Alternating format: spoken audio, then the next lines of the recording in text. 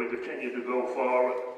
Let me say this morning we have our guest speaker is no stranger to us. A couple weeks ago, we did have an opponent for the same position. As I told someone earlier that the Tuesday Morning Breakfast, we tried to be fair by inviting both folks who's running for position. I don't want anybody to think that we take from one side or the other, but I will go around and say this man is a friend of mine. I don't mind telling folks who my friends is. Not only is he a friend, but we serve the same birthday. He just a little bit years ahead of me, but we say the same day. Yeah, so September 25th. So that's to say here or there. I don't know his opponent well enough to say he's not a friend, but I do know Steve Prator is enough to be called my friend. Don Gill's my friend. I go on and on about who my friends is. I don't let folks pick my friends. As I tell folks all the time, I couldn't pick my family, but I can pick my friends. I pick them damn carefully. So I'm just proud of you. Our sheriff is here this morning, not to prolong any longer. He has been the sheriff for Caddo Sheriff for quite some time. He come by to tell us not only about his re-election bid, but to talk about what's going on in Caddo Parish, how he serves the citizens of Caddo Parish, and how he hopes to continue to do some of the services and the things that's happening right here in Caddo Parish. So let's give our sheriff a big hand.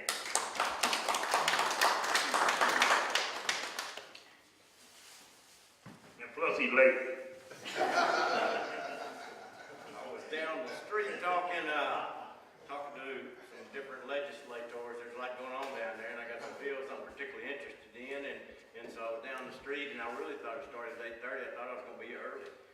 So there that goes. But anyway, what I like to do is, I don't like to consider that I'm running for office when I talk to different groups. I just want to talk about what I've done, what I've accomplished as chief of police a long time ago, 15 years ago, and on through the 15 years that I've been the sheriff. And once I talk about that, then we can open it up for questions or anything. But like I say, this isn't an election speech, although I do want you to vote for me, sure. But I just want to brag about what all's been accomplished. But when I say I, that's you. I can't do anything. I've got a lot of brave men and women on the Caddo Sheriff's Office, and I kind of, the way I tell them is I pick a point on the horizon and say that's where I think we ought to go, and they're the ones that get us there. And so I take credit for a lot of things, but it's really a group effort. As you all know, you can't lead a group of 1,000 people and do it all yourself. In fact, I do 1,000th of it, if you might want to say that. But we'll go back a little bit of history, and maybe this will kind of refresh your memory and maybe cause you to come up with some questions that you might have. But when I was the chief of police, I was just a young whippersnapper and didn't really know what I was doing, but I knew what my heart told me needed to be done. And so we came in and we really worked hard and tried to get the Shreveport Police Department where I thought it needed to be. And so there's a number of things. One of the first things we did, we started the DARE program. You all know how popular that remains today, and it's our outreach to try to get with kids not only about drugs, but also about bullying and about alcohol consumption and about many, many other things. We did that because I think that the way you ought to do police work, do law enforcement, is do it in two different hands. One is that you've got to have programs for the community. You got to try to get with the community. You got to get them buy into what you're doing. You got to reach out. The other one is you got to do some aggressive law enforcement. So at the same time we started the DARE program, we started a term I think you've all heard, the Jump Out Boys. That started when I was the chief of police, where we would hit open air drug markets, where we would get all of our complaints, or the majority of our complaints. So we would start the DARE program, Jump Out Boys. We started the first sex crimes unit. We started, if you remember, you probably don't remember it, but I remember it very vividly when President Clinton came to town. And I was shaking his hand, and everyone else was shaking his hand in a line, and I said, President, here, I want to give you a business card because we really need some help in Shreveport, Louisiana. I need some grant money for community-oriented policing, a term that had just started. And lo and behold, I got a call from one of his assistants some 3 or 4 weeks later, and he said, I've got a business card that you gave the president. And we ended up getting 18 community liaison officers, CLOs, and they still are in that program right now. And that's been since the early 90s. So we're going on 20 some odd years, the CLO program, 18 officers that President Clinton got us through. So you see, we got aggressive law enforcement, and we got addressing community way of life or quality of life issues with them. We decentralized.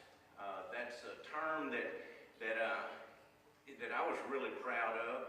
I remember I was on a trip one time, and I was taking notes on this trip, and somebody else was driving, and I came up with this idea of we were foolish to have Shreveport divided into shifts, because invariably it would make me really, really angry when I would ask a captain, what's going on with these armed robberies?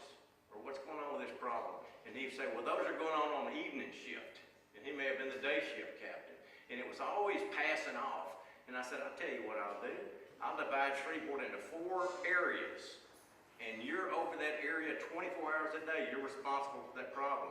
It's called decentralization. And it was the early parts of the early first aspects of what we call ComStat now. Many of you have heard of ComStat. It's where that you meet together with your captains once a week and you go over problems. And in other words, you don't wait till the end of the month or the end of the year to see how many problems that you had. You meet weekly. And decentralization was the first aspect of ComStat. And so I was really proud of doing that. We had the first domestic violence task force with the YWCA. That was back in the early 90s. That was before we see what's going on now. I'm sad to say that we still have such a problem with domestic violence. I do not understand how a man thinks that he can own a woman enough to where he's got the right to not only tell her what to do, but to kill her if she decides to be with someone else. Usually because of the way he's acting.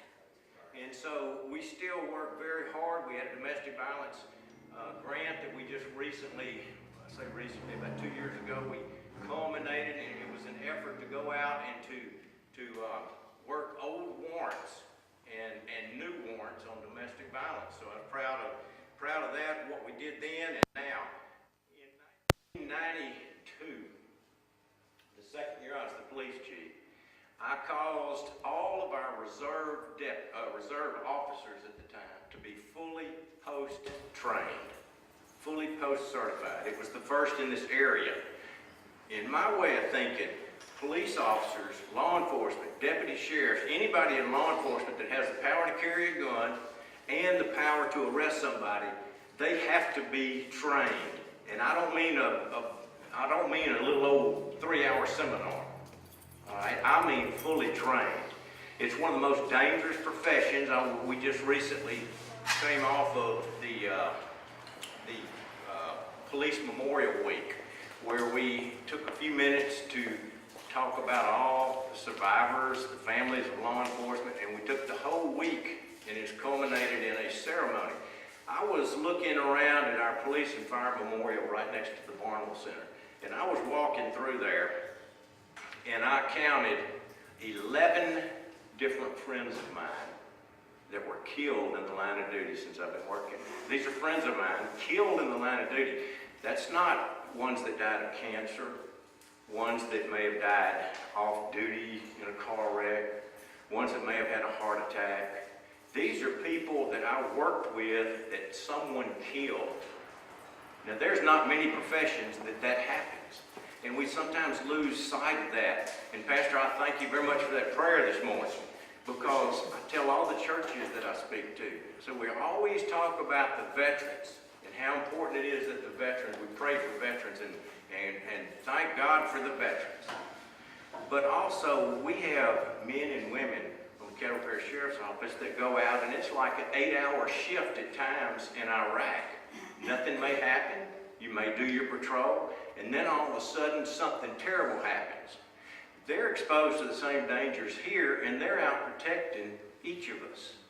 And so we need to pray for our law enforcement, because they have a tough job. These are tough times. Everybody in this nation is polarized.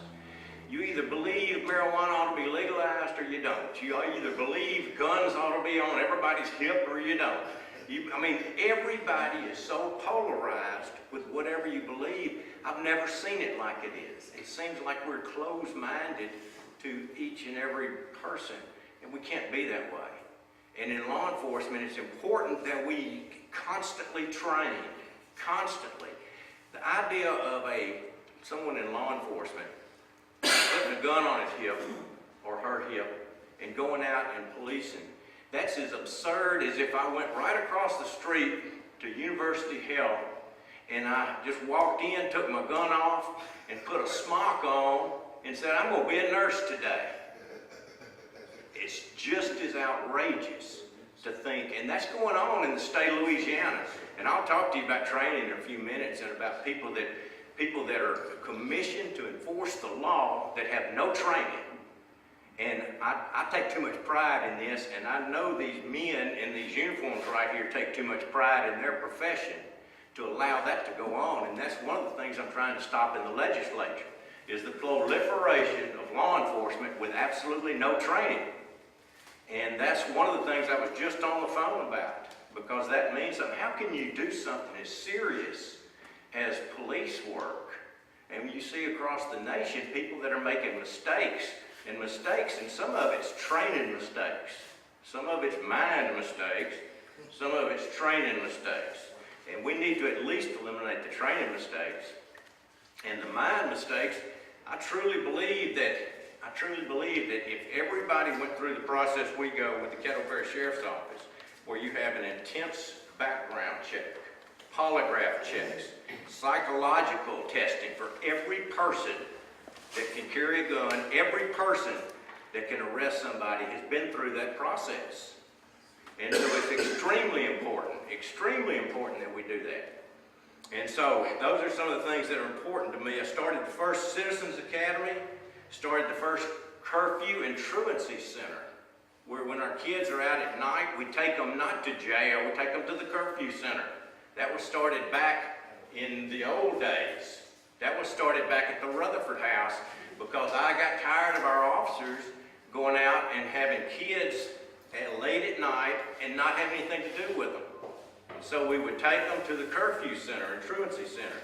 I had the first in this whole area of mandated less than lethal training.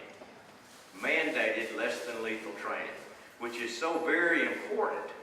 The less than lethal training is something that we all need to know about, especially people in law enforcement. Less than lethal training simply means proper use of a taser, a chemical agent, a beanbag shotgun if it's a hostage situation and you have time. In other words, give us some choices besides just taking a gun out and shooting somebody.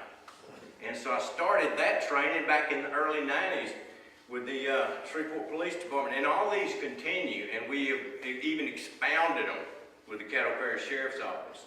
Hired the Department of Justice to train every person in Shreveport, every person on the Shreveport Police Department and the Caddo Sheriff's Office in cultural sensitivity. Got the Department of Justice here to do that. Those are the early days of being the chief. Since I've been sheriff, we've continued all those, and some of the other programs that we've started was the work release and the reentry programs. And those are extremely, extremely good programs. Once I got to be sheriff and I had to take over the jail, which the jail, we run a jail, we don't run a prison.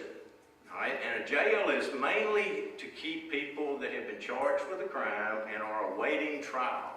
We have no choice. We don't set bonds. We don't call cases up to court. We don't do any of that. That is all up to the judges and the district attorneys.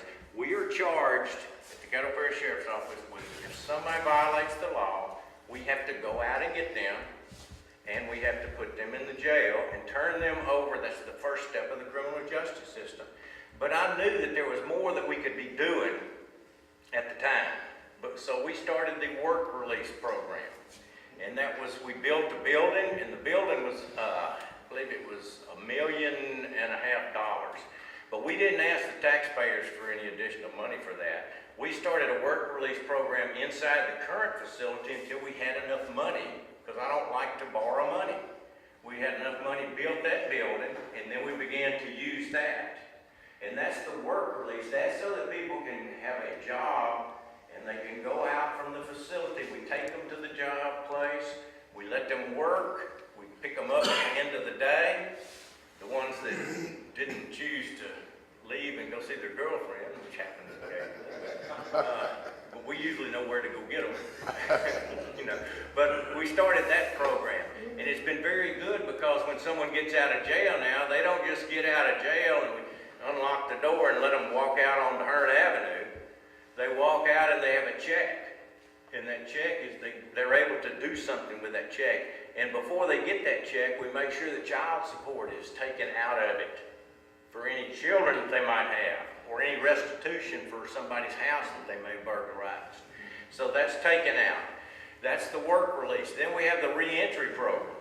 The state of Louisiana said the Caddo Sheriff's Office jail was run so efficiently, we trust them and the way they run things, and we're going to build the first reentry center in Caddo Parish. So you see that out there at our facility, and it's a program where people that are about to be released, if they want to cut down on the length of time that they have to serve in their sentence, then they go to these reentry programs. And so reentry is something that's a state-run program, and we get prisoners from all around this area, from other parishes, and we bring them there, and they go through these reentry programs. And while they're there, we give them an opportunity to go into a carpentry program, and they can be certified in carpentry, and they do a lot of work for nonprofits while they're doing it. We recently did a big job at the museum to save the taxpayers' money and to give skills to the inmates that are fixing to be released anyway, so you might as well try to equip them. We get them identification cards, we get them, they learn how if they needed to balance a checkbook, or even read a trolley schedule. You know, I tell every person, we have community volunteers that come out there, over 100, that train in that program, that come out and donate their time to try to teach prisoners how to get some skills and get some abilities where they don't have to move, don't have to come back and see us. It's kind of a selfish motive. We don't want to see them again. We don't want to have to feed them. We don't want to do anything. And so we're hoping to equip them with something that will cause them to not recriminate, if that's such a word. I tell the groups and I tell my leadership team meeting that we have to constantly remind ourselves that not everybody was raised like us. Now, I wasn't wealthy. I don't mean that at all. My parents we did have a family car. But when I was raised and I got to be 15 at the time, I'll never forget leaving Northwood High School, where I went to school, and my parents or my dad picked me up in the family car and had my birth certificate and took me to the motor vehicle place, and I drove and took the test and got my driver's license. And I remind the people that on my leadership team, I remind them often about this. You know, not everybody was raised that way. A lot of people, a lot of young men and women, but mainly men these days, a lot of men would not have that opportunity. Their family would not have a family car. They may be raised by a mom or a grandmother that didn't have a means of transportation. The idea of finding their birth certificate, they wouldn't know where to start looking. They were not taught that, and they were not taught how to balance a checkbook. So nobody took them there. It's no fault of theirs. They didn't have this opportunity. So at least before they make choices, we need to give them some opportunities. Then if they make a choice, shame on them. We'll put them back in jail. If you're gonna steal from people or be mean to people, you should be in jail. But if you didn't have any kind of opportunities or choices or the background to do that, then you need to at least be equipped with that to get started. And so that's very important. So we started that. We did a lot of improving with the Caddo Sheriff's Office. We started the Marine substation down on Stoner so that if anybody's out on the water and in a bad way, then we can get to them easily. The north and south substations, we came up with a creative way to get a nicer place so that the public can enjoy nicer amenities, and they can go there and do different things that they couldn't do before at our substations. We expanded our academy because I believe so much in training. We expanded our academy, and it cost a little over $1 million to expand it. But we train over 100 agencies. So what we did was we trained out of the smaller academy that we operated until we got enough money from training other officers and deputies, and we took that money and did our expansion. And now we're able to train even more because of that at no cost to the taxpayers. And so it worked out very, very, very well. And so I was proud of that. I was able to get our academy at the Caddo Sheriff's Office state certified, which is quite a thing. It's post-certified, which is the Peace Officer Standards and Training, which I'm the chairman for the host state. That's why training means so much to me, and I'm so passionate about training in law enforcement, and that's why I was appointed chairman, and I have carried that banner. I'd love for some questions about this, but there's something that aggravates me so badly in Louisiana. If you work 40 hours a week, like the gentlemen you see in here in uniform, then you have to go through an academy, 360 hours minimum. At the Caddo Sheriff's Office, we go through 500 hours. And you have to be trained at least 20 hours a year in different subjects that come up. At the Caddo Sheriff's Office, we spend 60 hours a year retraining, and that's expensive to pull people off the street for that length of time. But they work full time, 40 hours a week.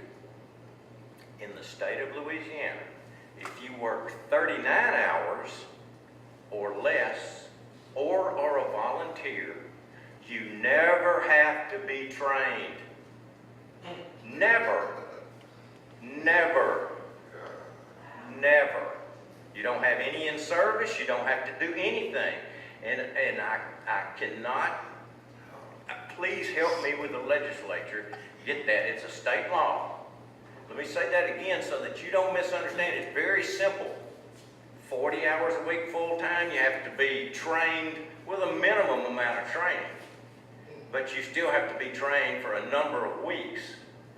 If you work less than 40 hours a week, or you want to volunteer your time as a reserve, then you don't have to have any training, and you have arrest power, and can arrest any of y'all, or me, if I was off duty. Of course, there'd be a fight on their hands. But that's bizarre. People don't understand that. I recently had the staff at the post office, the Police Officer Standards and Training Office, do a survey, and send out 50 surveys to each state. We only got 27 surveys back, 27 states. Louisiana is only one of 3 states. There's only 2 other states that require reserves, that don't require reserves to have any training. This was a reserve that recently got in trouble and shot somebody. Remember that? Shot him, thought it was his taser. That's a training issue.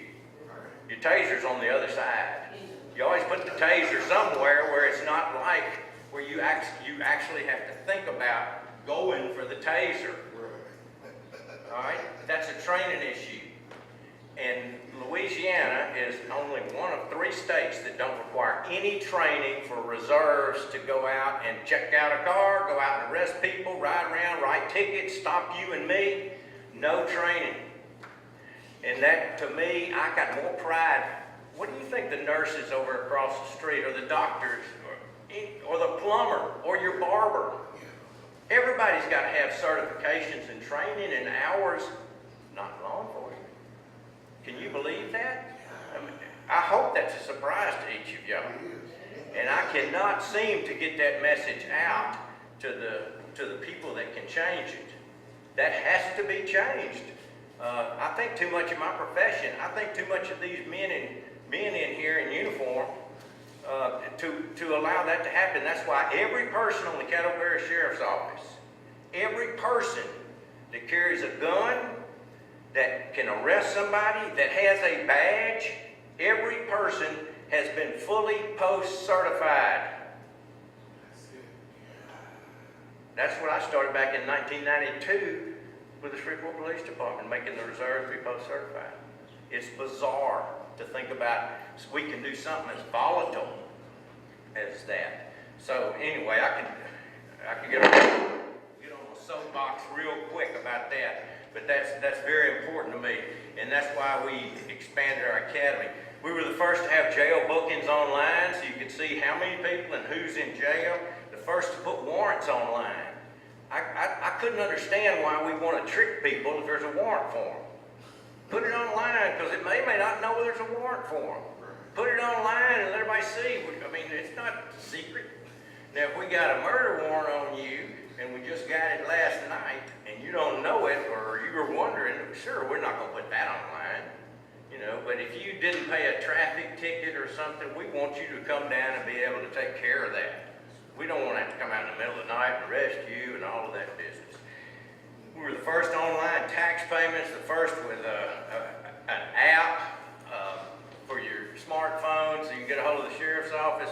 Safety Town, we've had over, I think it's 40,000 second graders through Safety Town so far, paid for by the community, over $3 million. I raised giving speeches and lunches and shaking hands and trying to get money. That's what we can teach our kids. Not only in Caddo Parish, Bossier Parish, East Texas, South Arkansas, the surrounding parishes, teach our kids some things that they never learned growing up. Never learned about gun safety, about crossing streets, about how to put on a life jacket. We teach them, and it's not just a play day. You come out there and they go through a 2-week safety curriculum prior to going there. The Caddo Parish School Board, I'm very proud of our partnership with them.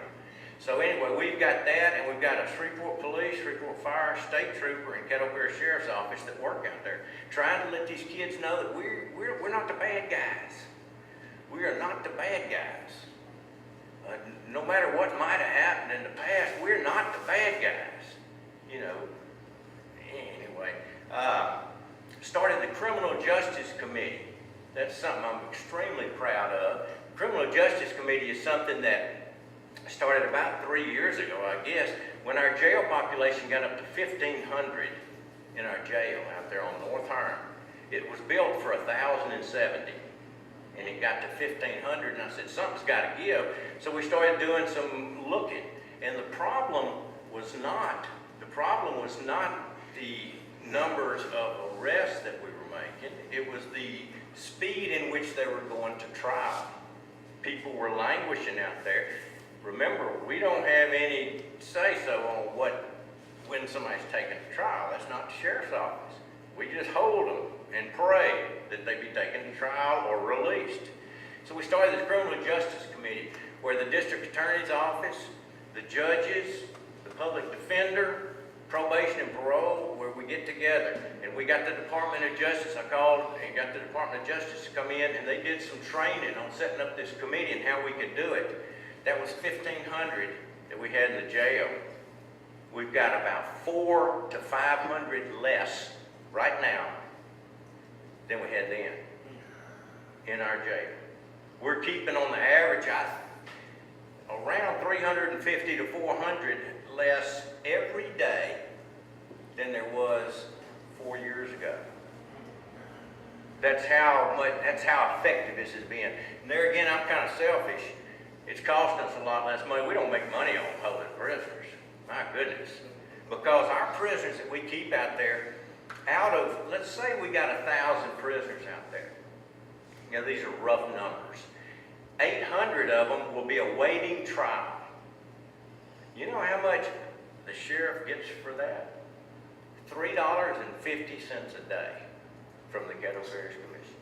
You know how much the food cost is for the sheriff? The sheriff's office? Over $4 a day. That doesn't pay for the cooks, the laundry, the security, which is the huge cost, is keeping them secure out there, the deputies. Doesn't pay for any of that. I lose money in that jail. And that's 800. The 200 I keep are state prisoners. We get $24 a day for them. And the $24 a day is about half of what it costs to keep a prisoner. And so we keep that number of state prisoners because that's the ones we use in work release. That's the ones we send to the reentry center. That's the ones that pick up trash on our roads. That's the ones that do all the work that you see being done. So we keep the cream of the crop to work because they want to work. They want to get out of there. And so we keep them. That's not a money-making deal. And if anybody says Caddo Parish has the most incarceration rate of anywhere, I've never seen that. And if it does, I want to know where those numbers come from, because I just don't think that's true. And a lot of the ones that Caddo Parish gets credit for are these prisoners from other parishes all around here that come up there or in our facility going to the reentry, because we're the only reentry up here. And so we're the only work release. So there's so many things that go into this. So you can't play fast and loose with a bunch of numbers without getting all the facts.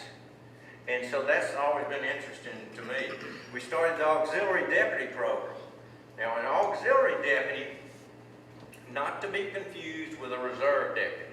An auxiliary deputy goes through quite a number of hours, but they wear a different colored uniform. They don't carry a gun, and they have no arrest power. They help us with storms. They help us unbelievable amount of money. High water right now. I heard some of them directing traffic out on Wallace Lake Road just a few minutes ago.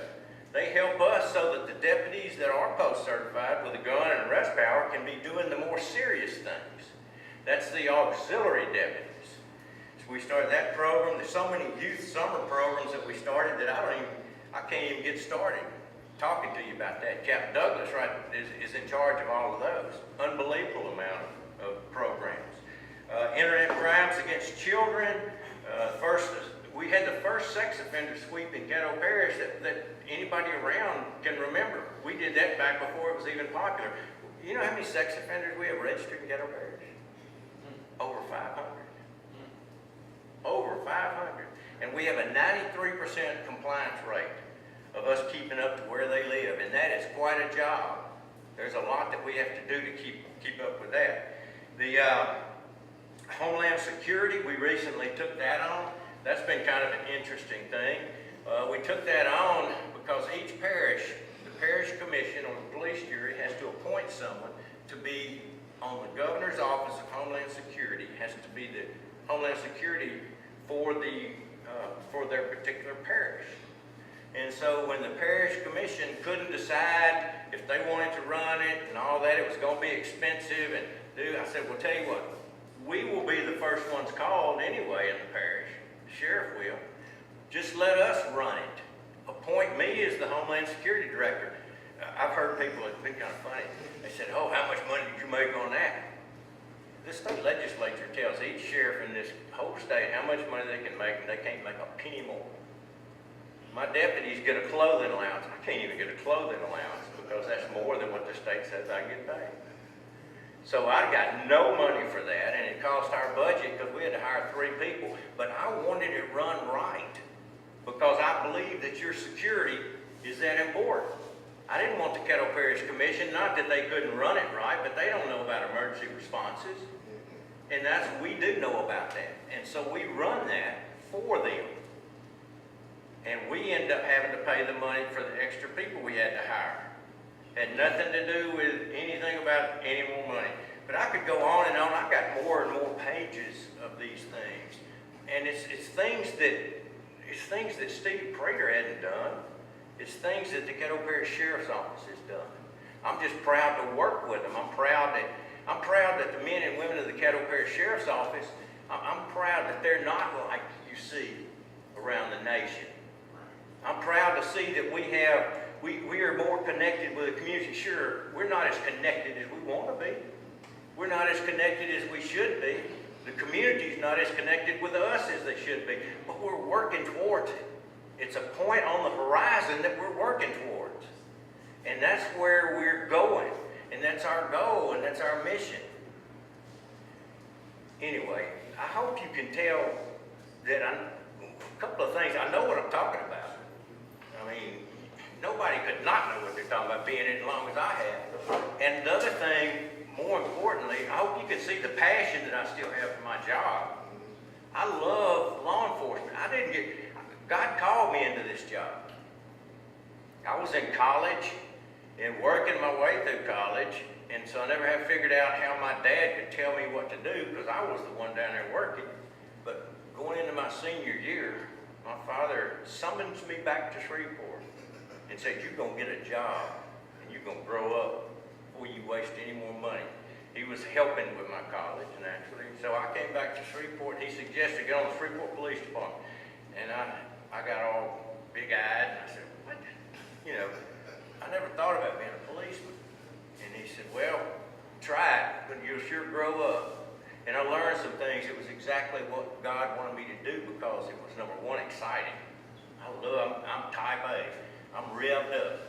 And number two, it's outside. I love to be outside. And number three, you can help people.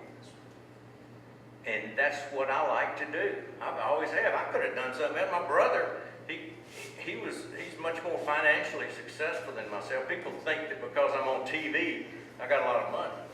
I got bills just like everybody else does. All right? So, anyway, that's a little bit about Steve Prator. I'll expand on anything that you want to. I got pages of accomplishments that we've done, awards I've gotten, but I can get an award by a national group or like the Hall of Fame of Louisiana. I'm in the Hall of Fame of Louisiana for law enforcement. And I can get one letter from somebody in the community with something we've done wrong, and that's what I'll think about the rest of the day. And so anyway, I've talked enough. What I like to do is throw some things out there like that, and we can chase rabbits until we get one in a hole, and then we can chase another one. So I'm open for anything that you might have to ask. Let's get the sheriff a big hand. Sheriff, I usually don't ask any questions, but this issue about training. Yes. And I'm all for all police officers being trained to the fullest. But I've been a country boy for this long time. I remember Governor Steve Prator walked off a tractor from being a constable, became sheriff. Never had any training. So how do we address that issue from the top brass down, being trained before they be elected to sheriffs of any parish in Louisiana? How does the state legislature address that? The actual sheriff himself? Governor Patterson walked off a tractor as a cotton grower and became the sheriff of Sabine Parish. Never spent a day in law enforcement in his life. There's 3 sheriffs that I know in the state that are attorneys. There's a couple, I think, one was selling insurance. And I'm not saying they're not good people. Don Hathaway was a good sheriff. No law enforcement experience. But the problem is the state legislature has to do that. Okay, are they addressing it from that standpoint? No. Or they just looking at it? We've tried that, and they don't seem to want to do that. The reason being, with my personal opinion, the reason being is that with term limits of state legislators, they want to leave all options open. Okay. And they may want to be the sheriff one day. If you, I mean, does that not make sense? Right. And so, but we have thought about anybody that's elected in law enforcement, whether it be a chief of police, and we got a lot of elected chiefs around in the smaller towns. Anybody that has any kind of law enforcement power should have to be fully trained. You can't be over a bunch of folks. I mean, the first couple of years I was police chief, I think I fired over 100 people. They were calling me Terminator Prator. And you can't know what other people are. I mean, you can't boss people. But we send everybody that we have. We send them to the psychologist to make sure that they are authoritative. Because you can't go into a group if if there's something going on, you can't be real man-be-man. But also that you're not wanting just a badge. Right. That you're not wanting just to carry a gun. So sometimes I feel like I'm riding a horse and I got spurs on. And I'm constantly kicking the side of that horse and also pulling back on that bridle. Because you gotta do that. And so you gotta be, if you're gonna be in leadership in law enforcement, you gotta know what it's like. Right. I would love to see the legislature look into that, because not only just him and Sabine Parish, but even in my little small town of Ringo, the guy owned a hamburger joint, now he's the chief of police in Ringo, who's got a lot of power, stop everybody coming through the town if they don't know you. So I think that's something that we need to look at, but I think at the same time, once they get certified and qualified, we ought to support them and try to help them do what they need to do. Yes, sir, I think so. And before you start talking about body cameras, you know, in the Bible, Jesus says that the Pharisees were gagging on a gnat and swallowing a camel. Okay, I feel like that putting a body camera on somebody that is not even trained, I know what that camera's gonna show. All right, don't try to make us all wear body cameras in law enforcement. I believe in body cameras, and we're trying some out, and we're gonna do that. But don't put body cameras, make everybody have body cameras, and then not make them be trained. Sheriff, it's always good to have you out. You hit on some real key points, and piggybacking on what Lloyd just talked about. Your opponent brought up, as he was basically saying, your money-making concept of being able to get $500 for these reserve officers, the insurance agents. He definitely left out the training aspect. Can you talk about that, especially in wake of what happened in Missouri, because that guy was insurance professional, had become a friend of the sheriff, no training really, and you know the situation happened. So address that particular point as it relates to training for the reserve officers. Okay. I wasn't going to bring that up, but since you did, I'll be glad to address it.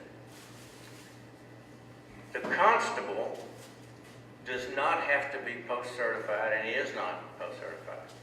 No training. The deputy constables do not have to be post-certified, and of the 18, I believe 3 or 4 may have post-certification. 3 or 4 out of 18 maybe, and I think all but 1 or 2 is expired.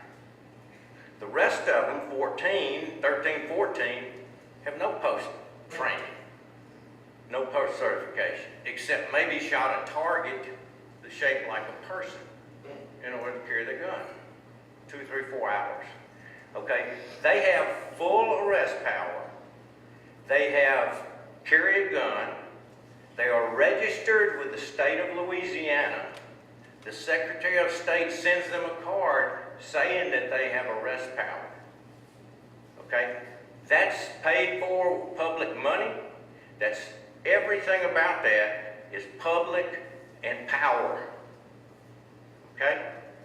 It's been alleged that I sell badges paid for by the Caddo Sheriff's Office. That's a damn lie. I have never given a badge away to anyone from the Caddo Sheriff's Office and that person not have full, they don't get arrest power, post-training. They get a badge and they get sworn in from the Caddo Sheriff's Office. Never have I done that. Mine have insurance. The deputy constables don't. Okay, now then, all that's official government stuff, right?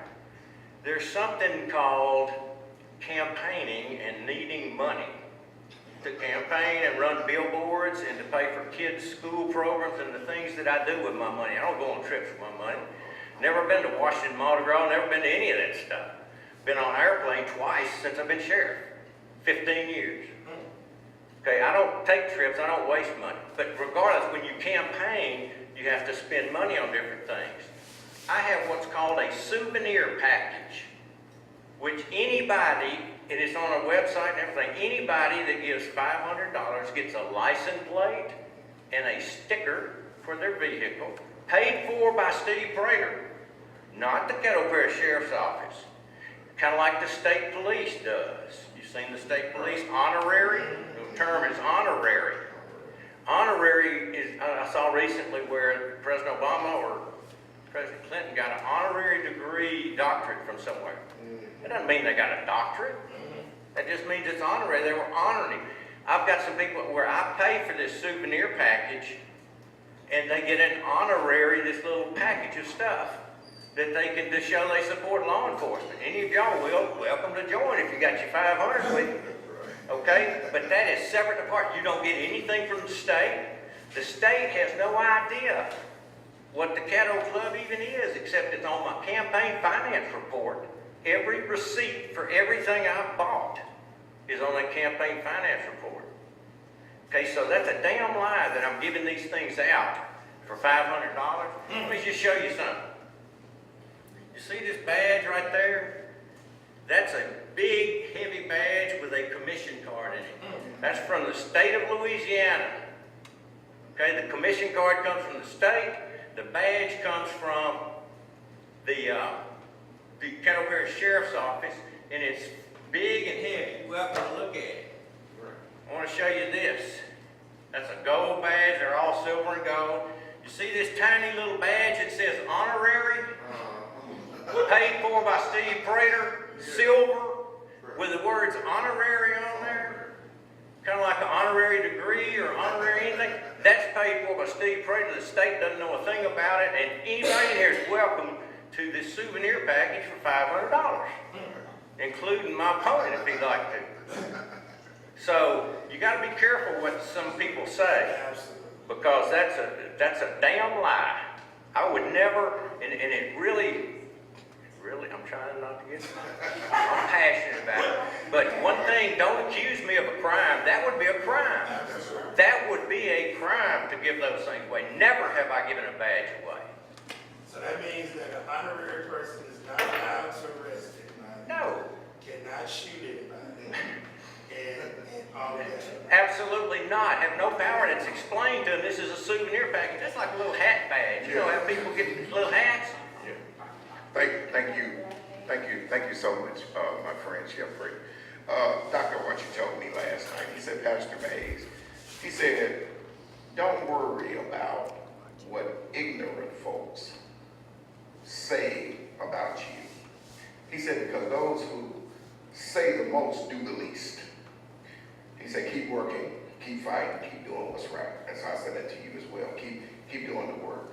My question to you is that how is it that your law enforcement officers and can work so efficient with the public, and here we have this Shreveport Police Department who gets all this negative criticism from what's going on with officers with direct contact with individuals, because we hear it on a daily basis. I've met thousands and thousands of people that come back and say the difference, because I live in a rural area and I saw the respect that your officers treat no matter who they pull over.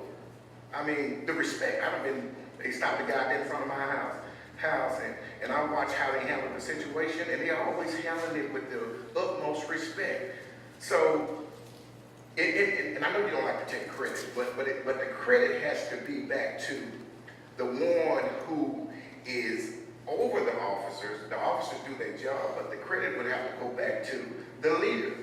So my question to you is, how is it that your law enforcement officers, and I know you went over some of the things that with the sensitivity, how is it that you all can work so efficient without all these complaints and complaints and complaints? And I know you get your share of complaints, but without all these complaints and complaints and complaints, and you all can do your job, you interact with the public, your officers know, one of my classmates, so your officers know how to treat people.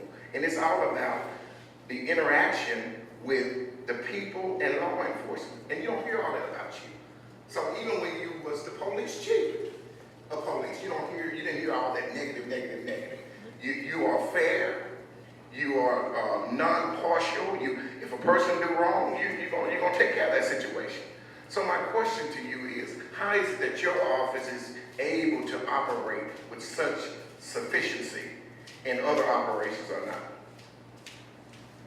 President, that's all.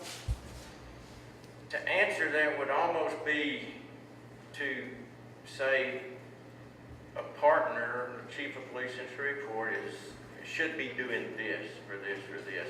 So let me just take a stab at it without being critical of anyone else.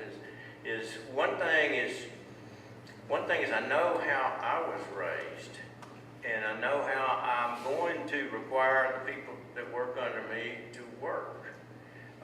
The philosophy that they're going to have.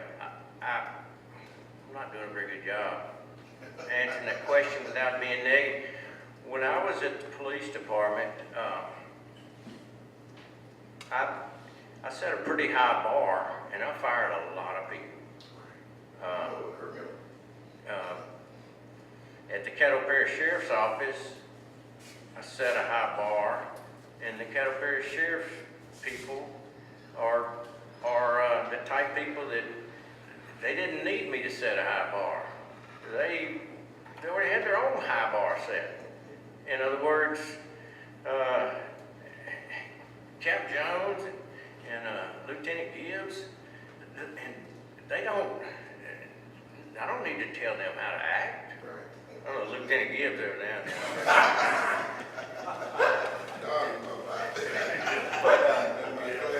And my chief deputy, D.E. Stevens, is right back there, and Gary Parker, who's attorney with us. I mean, you know, I was telling somebody the other day, we worked together 15 years. I've never heard either one of them use a racial term, tell a sexual joke, talk about their wives, or anything that might have gone on that's private. God has blessed me with the most professional group of people to work with that I wouldn't have put up with anything less, but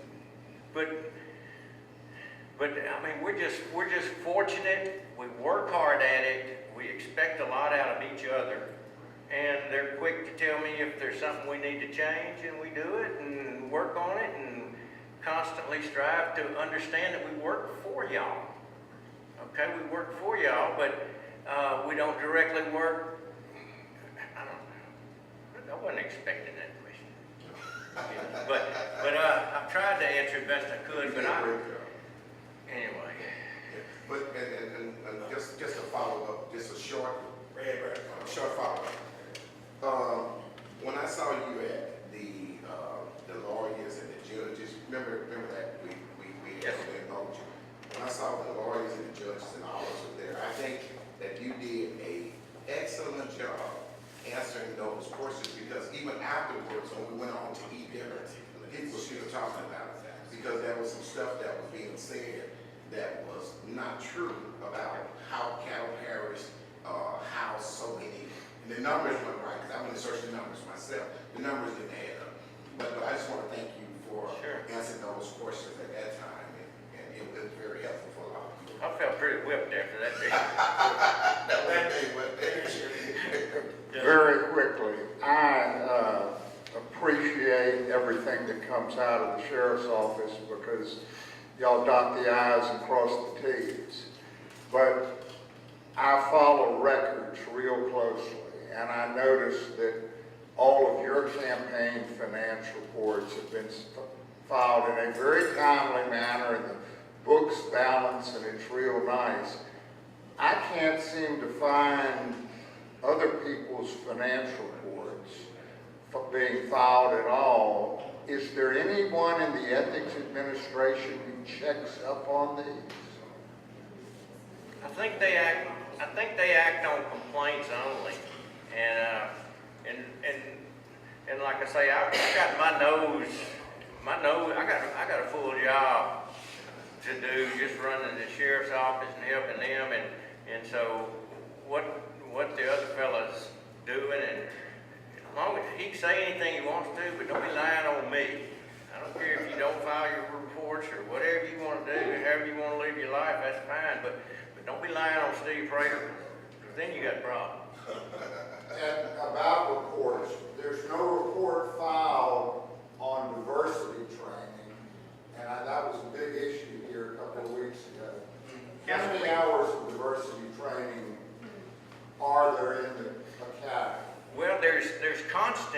Okay, in the academy, there's an 8-hour block, one full 8-hour day with different instructors. Comes in and talks about diversity training and diversity in the community.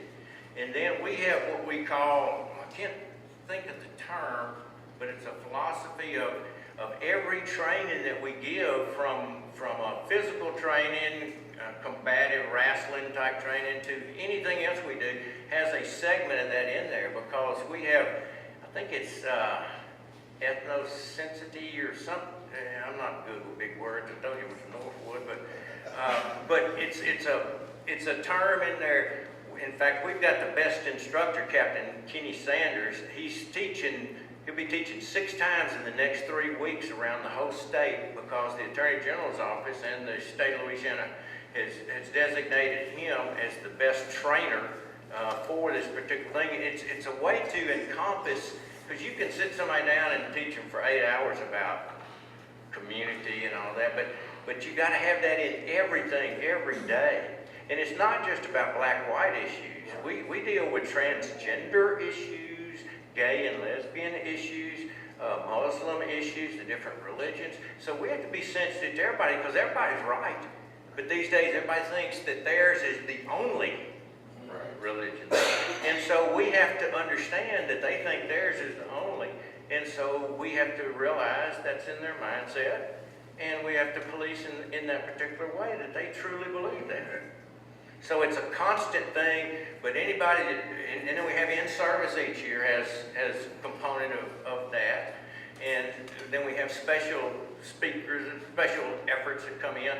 But if you have never been post-certified, you don't even have any of that. You don't have the constant in-service. You don't have anything. And so that's where I don't get where someone might say that this is what needs to happen, then they don't do it themselves. That's like someone that might weigh 500 pounds telling the audience that y'all need to all be on drinking Herbalife or something, you know? It just doesn't fit. Sheriff, and this is an opportunity for me to brag on a couple of guys.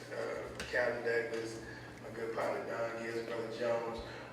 One of the things that I can honestly say as it relates to law enforcement dealing with the public, and you hit on it in terms of the character of people that you hire weekly. And Don, we laugh at this all the time. We go down Holiday Inn downtown on Fridays. They're always immersed with the community. Captain Douglas, he doesn't have to be a situation where it's official for him to come and choose one of records. He's done that over the years. Don has dipped into Brother Jones's on point. So when you hire good people that's already affiliated with the community, that's another good point.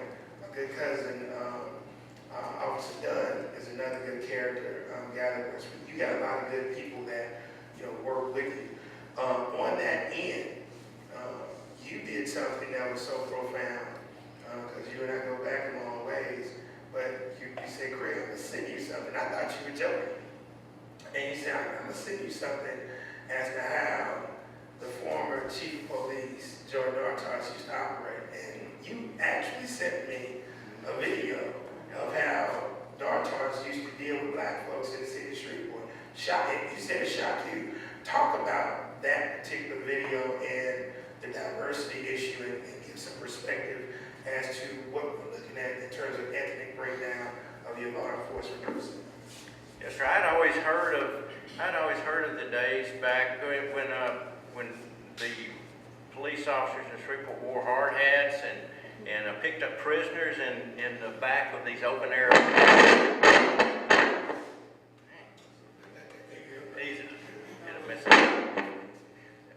Picked up prisoners in the back of these open air garbage trucks, the wooden slatted trailers that they would pull, and that they marched through the streets with machine guns during the early civil rights times, and so I'd never had any real proof. I just heard of the days.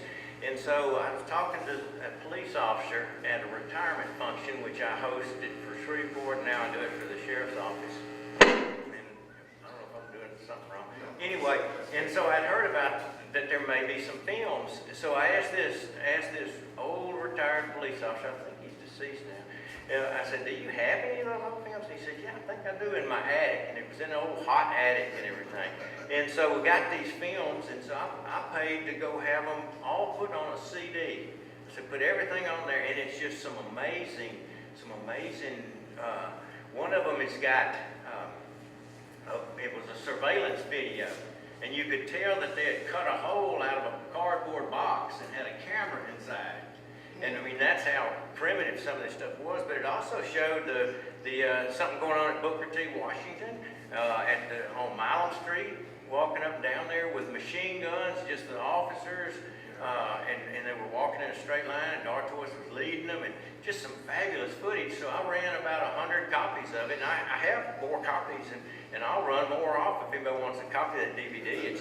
It's really interesting, and I said, this is too important not to be sharing. So I sent them to all the city council, all the commissioners, and anybody else that wanted one. So I still have some if you call my office. And make sure Captain Dusty gets one, because he wants that. I have it up on YouTube. Okay, good. It's on YouTube. Okay, good. And give a breakdown in terms of the ethnic breakdown in terms of your law enforcement and your main things of that. At the Caddo Sheriff's Office, depending on the day, because we're so large, we're 5149 or 4951, and I promise you, I had no idea until we just asked them to break this down as far as the total population. The captains are 5 African American and 5 Anglo-Saxon. What would that be, white? Anyway, 5 and 5, and that's something that we don't lie. You can ask D.E. Stevens. I said, well, how many white and how many black do we have, captains? And he turned around, because I got a board up in my office, and we counted them and said, well, it's 5 and 5.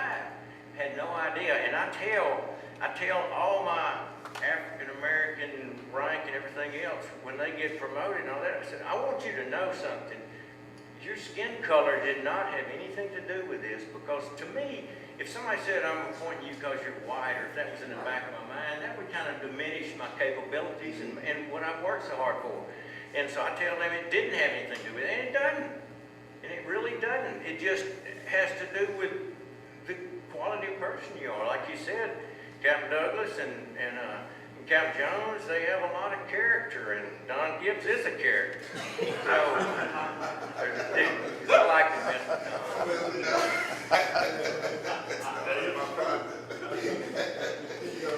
Yes, sir. I'd like to make a comment about law enforcement. It's necessary and needed in order to have an organized, safe society. Most people we've heard speak on law enforcement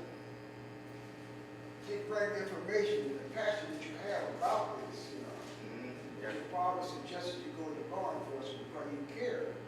Most people who take on the job, it's a job, and the job that you involved in, you come in contact with a lot of negative things in society, because that's what law enforcement is in these cities now, But they don't have the passion to really care with that.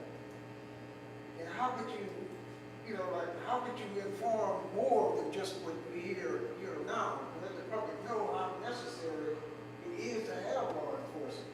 Although some of us want to do what we want to do, we want to drive faster, we don't want to pay more, we want to do this and do that. We have to have law enforcement. The passion is just there. Yes, sir. How do you maintain and keep that, involved? Like you hear about the soldiers coming back from the military, coming back with the stress every day. Yes, sir. How could they handle it? How could you get this information out to the public? More people should hear what you had to explain and had to express.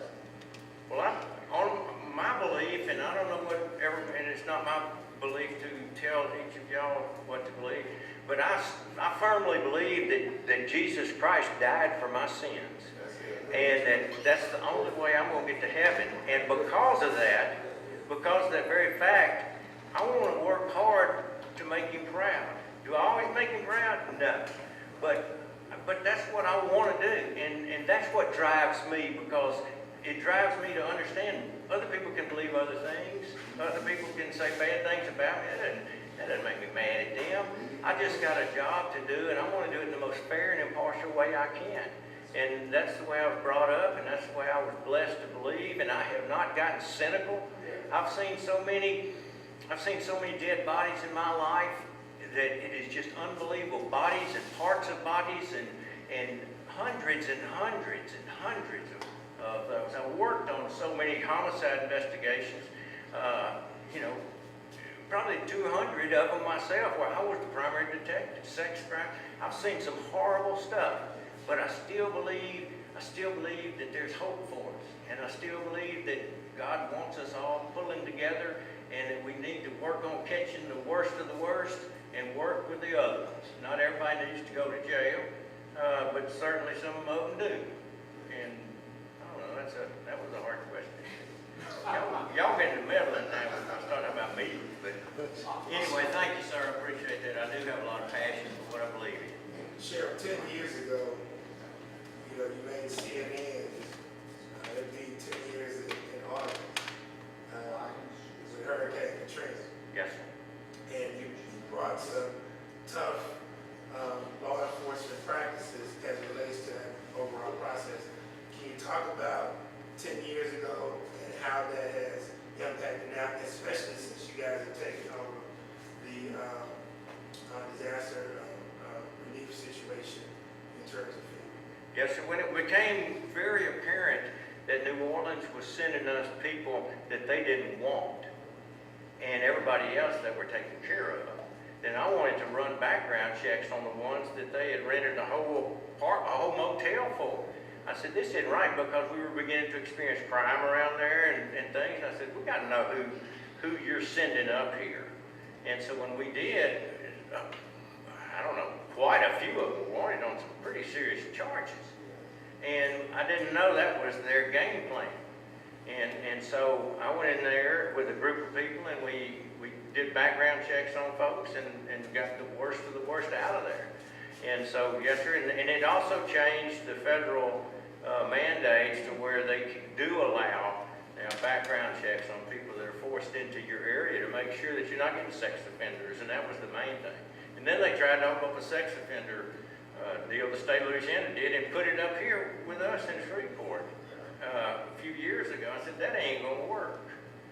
You're just not gonna do that. You're not gonna send us all the sex offenders from New Orleans and everywhere else, and you got Camp Minden or somewhere else, you stick them out there, but you don't stick them in Moortown. And it always aggravated me that we were having to police, that not us, but the Shreveport Police Department was actually putting people around to keep the kids from Moortown from coming over and eating when we were feeding the evacuees from New Orleans. And these kids were hungry too.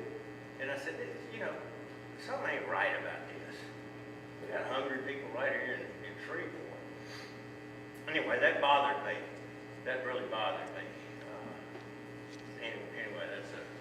Now that you take it, now that particular endeavor is underneath the sheriff department, Yes. we haven't had any major disasters over the past, 10 years. How is that endeavor going? Because I think Bossier broke in to do their own. Yes, sir, they did. Everything's going to be about the same as it was. We're going to take care of them well. We've got a lot of things worked out to where it's going to be fine. We partner with another parish, and we just get the ones from their particular parish that comes up here. And it's the sheltering thing has come a long way since then. Where is that at? Where is it going to be? Yeah, where is it? Well, there's one will be down at Riverview Hall. The city will run, and I think Hirsch is going to still be in the mix also. And but like I say, it's a lot more advanced than it was. There's a place on Juella, is that no longer what we use? I'm not sure. You remember the old? I'd have to ask my Homeland Security guy. Okay. Sounds good. Person. Yes, Morning, Sheriff. morning. One of the major issues facing law enforcement, indeed our society, is the potential loss of credibility of law enforcement. Yes, sir. Not unlike in the space of the Catholic Church and many other professions, Yes, sir. where 90%, 95% good officers show up to do a good job. Yes, sir.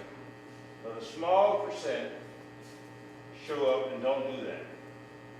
And the question is, what steps are you taking to weed out? Because we all need law enforcement.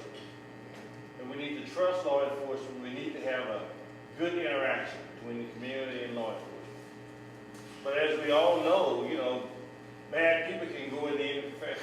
Yes, So what steps are being taken from the sheriff's department and law enforcement in general to weed out those people that may have a propensity to be sex offenders, propensity to be overly violent, or have post-traumatic stress problems, or, you know, racial issues, or just any other insensitivity issues? Because see, once they do something, we got Ferguson, you got Baltimore, you got Los Angeles, so just to, you know, just take with a little spark.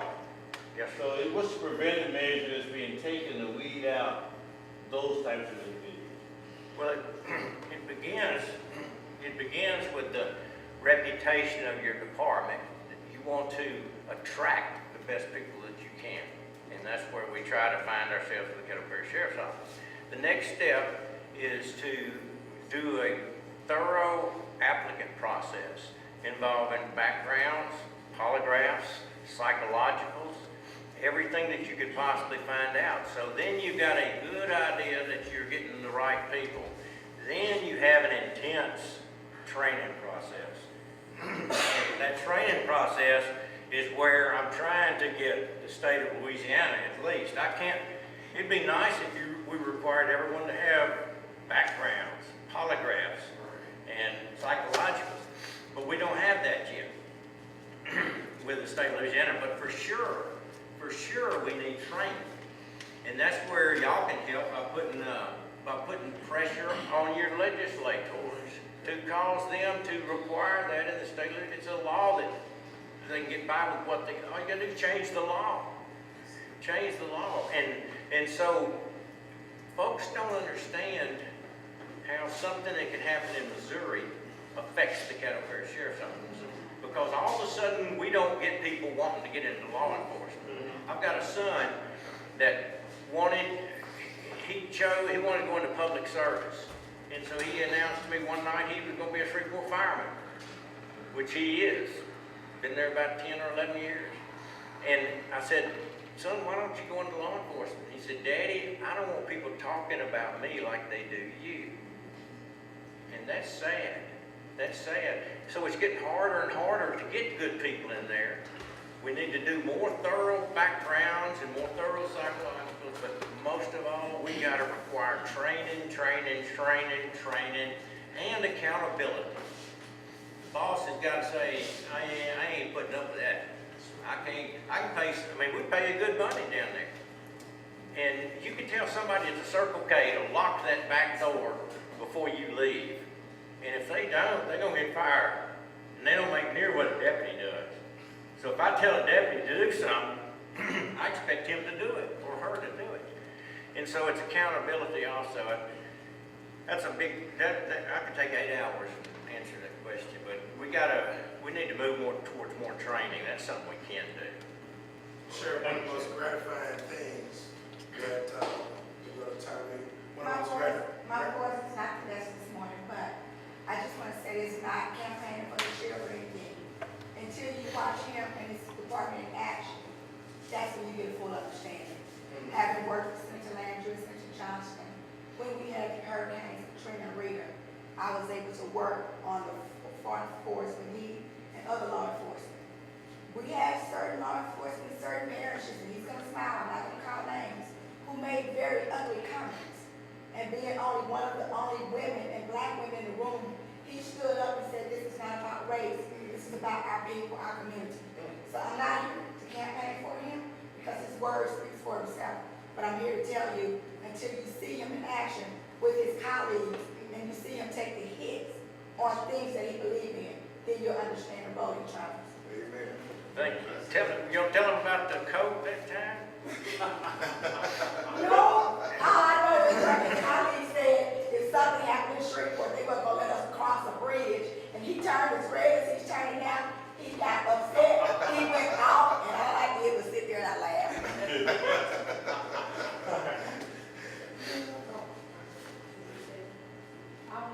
the location of your per-cruise center, the times of operation, and do y'all take volunteers? The, Your per-cruise center. the reentry center? No, Yes. you said you had a per-cruise center for kids Yes, that be sir. out late. The Rutherford House is the one that's always operated that. Oh, it's still the Yeah. Rutherford House. Yes. And what's the hour? Or, It'd be after, It's 24 hours. I have a friend that works there, been there for years, but it's 24 hours. and do they take volunteers? Yeah. There's volunteers. That I don't know. I think they'll take us, I think they'll go back out there. Yeah. Be there for the class. You can call, they'll tell you. I don't think they do put a volunteer with the kids, because of confidentiality of the kids. Sheriff, one of the most gratifying things that I've done since I've been back here for the past 21 years is volunteer out of the reentry program to actually do my move empowerment workshop inside of the prison and in the reentry center. Mr. Harvey was there, I gotta come back and re-up now. But I want you to talk about reentry and work releases. I know Mr. Lee had asked about how the work release program works.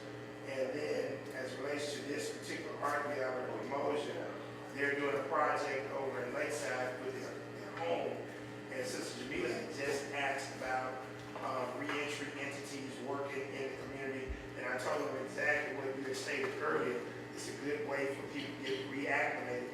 So talk about that, because it's gratifying to see people that you, I think I bumped into about 5 guys that remembered me from doing the presentation, and they all have jobs. And I asked them, are you going back? And they said, no, we're not going back.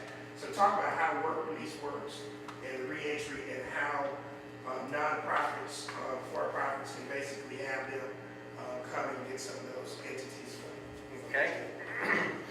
The work release program is something that is run by the Caddo Sheriff's Office, and we find employers that will hire particular people, and we will bring the prisoners, bring the inmates to the work site. They'll be in a uniform, they'll have their lunch with them, we'll drop them off, and then they'll be under supervision as far as just like any other job site. And then whenever their shift is over, which we work them 24 hours a day whenever they might get a job, then we go and pick them up and check them back into the work release center. And it's a building right beside the jail.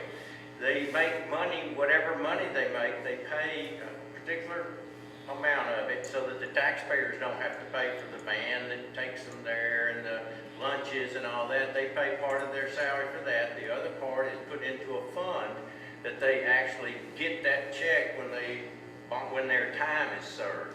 These are non-violent prisoners. They are those that are about to get out within a certain length of time. They're approved by the state and by the Caddo Sheriff's Office to be working and not be a danger to anyone. They occasionally run off, walk off, not run off. They occasionally walk off, but not very often, because they're about to get out anyway. So if they walk off, then they just, shame on them, they messed up.